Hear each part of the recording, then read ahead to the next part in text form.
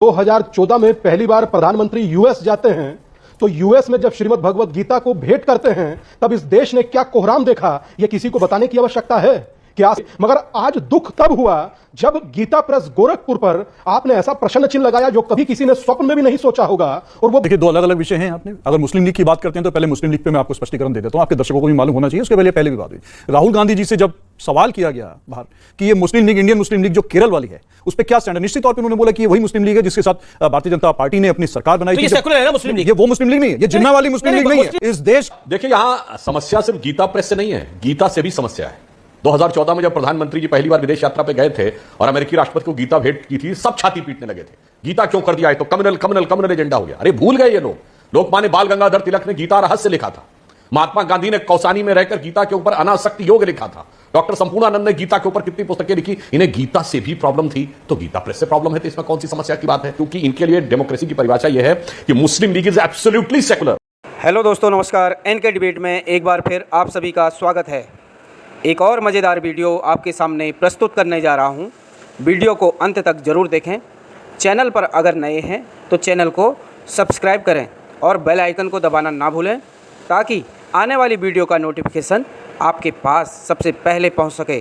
आइए स्टार्ट करें main video. 2014 में पहली बार प्रधानमंत्री यूएस जाते हैं तो यूएस में जब श्रीमद् भगवत गीता को भेंट करते हैं तब इस देश ने क्या कोहराम देखा यह किसी को बताने की आवश्यकता है। क्या आसमान सर पर उठा लिया गया और आज भी वो परिस्थिति पुनः आ गई। मगर आज दुख तब हुआ जब गीता प्रेस गोरखपुर पर आपने ऐसा प्रश्न चिन्ह लगाया जो कभी किसी ने स्वप्न में भी नहीं सोचा होगा।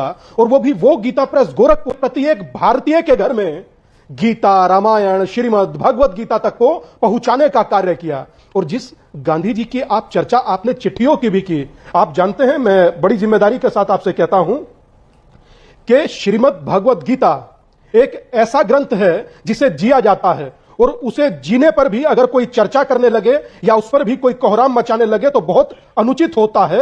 महात्मा गांधी ने गीता से प्रेरित होकर के अनासक्ति योग लिखा था कौसानी में। कुछ शर्म आया है? तुम्हें शर्म है?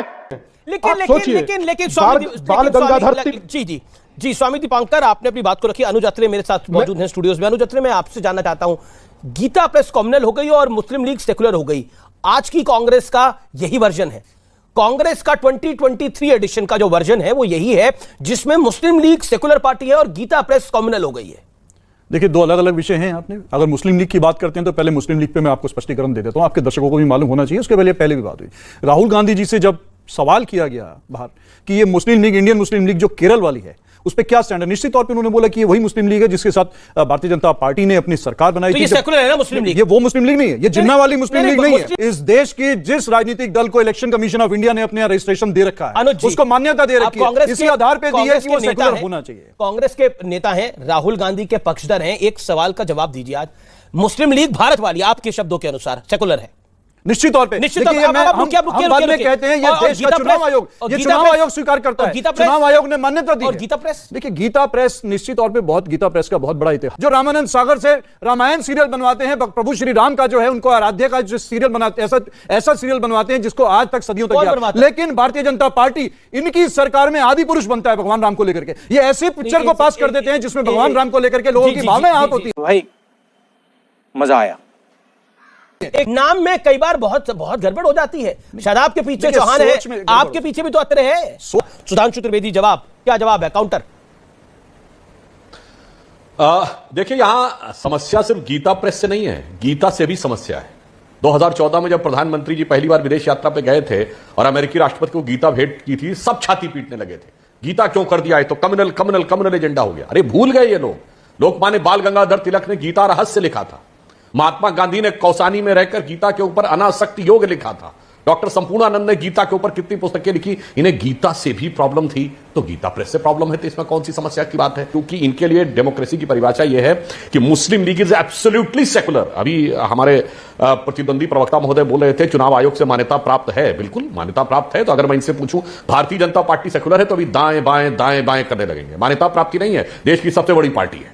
मगर वहां पर भारतीय जनता पार्टी कम्युनल, गीता प्रेस गोरखपुर को देना communal, and Muslim league is absolutely secular. जबकि ये भी बात बता दूं, ये वही मुस्लिम लीग है जिसने जिन्ना के द्वारा देश का विभाजन कराया था, क्योंकि इसके पहले अध्यक्ष मोहम्मद इस्माइल वही थे जो जिन्ना की मुस्लिम लीग के पूरे दक्षिण भारत, जिसको बॉम्बे प्रेसिडेंसी कहते थे, आज का लगभग पूरा दक्षिण भारत आता था, उसके अध्यक्ष थे। जिन्ना को कायदे आजम कहा जाता था, इनको कायदे मिल्लत कहा जाता था। इसलिए जो आंखों में धूल झोंकने का प्रयास करते हैं कि ये मुस्लिम लीग वो मुस्लिम लीग नहीं है। और दक्षिण भारत में बॉम्बे प्रेसिडेंसी की 1946 की विधानसभा में 30 में 30 सीटें, 30 में 30 मुस्लिम सीटें जो थी मुस्लिम लीग ने जीती थी, और वो पूरा पाकिस्तान के मुद्दे के ऊपर। मुझे समझ में नहीं आता कांग्रेस के लोगों को हो क्या गया।